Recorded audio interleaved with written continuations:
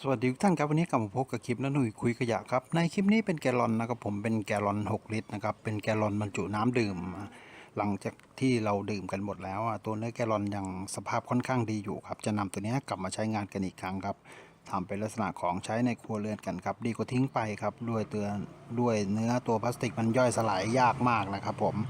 ก็คือรณรงค์ใช้กันคนละไม้คนละมือมันก็บรรเทาไปได้ครับช่วยโลกเราได้ครับโอเคครับติดตามชมนะครับจากแกลลอนพลาสติกแกลลอนน้ำดื่ม6ลิตรครับผม